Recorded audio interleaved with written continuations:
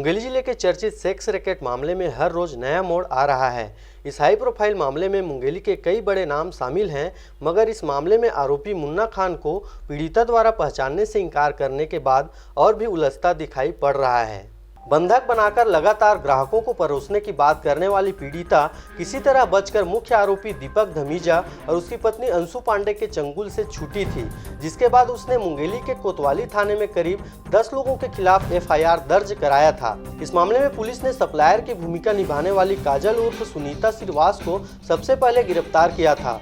उसके बाद सरकंडा पुलिस ने मामले में एक और नामजद आरोपी मुन्ना खान को गिरफ्तार किया। मुन्ना खान ही पीड़िता के लिए ग्राहक तलाशता था। पुलिस का दावा है कि मुन्ना खान अंतर्राष्ट्रीय स्तर का सप्लायर है और उसके संपर्क में भारतीय कॉल गर्ल के अलावा विदेशी लड़कियां भी हैं, जिन्हें वह मांग पर अपने ग्राहकों को परोसता है। आपको बता दें कि खुद पीड़िता ने अपने आरोप में मुन्ना खान का नाम लिया था और कोतवाली पुलिस ने भी एफआईआर में मुन्ना खान को नामजद आरोपी बनाया है। मुन्ना खान की गिरफ्तारी होने के बाद जब उसे पहचान परेड के लिए पीड़िता के सामने लाया गया तो पीड़िता ने उसे पहचानने से ही इनकार कर दिया, जबकि पुलिस का दावा है कि दोनों लगातार एक दूसरे के संपर्क में थे और दोनों के मोबाइल में एक दूसरे के कॉन्टैक्ट नंबर भी हैं और दोनों के बीच बातचीत होने का प्रमाण भी है। लेकिन फिर भी जब पीड़िता ने ही उसे पहचानने से साफ इनकार कर दिया तो फिर पुलिस भी बेबस है और उसके पास मुन्ना खान को छोड़ने के अलावा कोई भी चारा नहीं बचा है।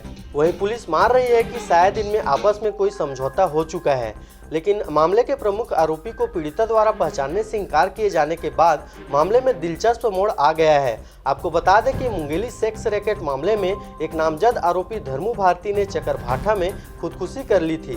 वहीं सुनीता श्रीवास इस मामले में जेल भेज दी गई हैं और मुन्ना खान को पीड़िता ने पहचानने से इनकार कर दिया है। शेष बचे आरोपी फरार बताए जा रहे हैं, लेकिन पुलिस के लिए परेशानी की बात यह है कि कहीं उन आरोपियों को भी पीड़िता पहचानने से इनकार न कर दे, जिसके बाद उनके लिए मामले में करने को बहुत कुछ नहीं रह जाएगा। पीड़िता के बार बार बयान बदलने से और आरोपियों की पहचान से ही मना करने से भी मामला कमजोर पड़ता जा रहा है। वहीं मामले में प्रमुख आरोपी पति पत्नी दीपक धमीजा और अंशु पांडे अब भी पुलिस की पहुँच से दूर हैं, लिहाजा पुलिस के लिए चुनौती कम नहीं है। Bureau report RJ रमझाझर।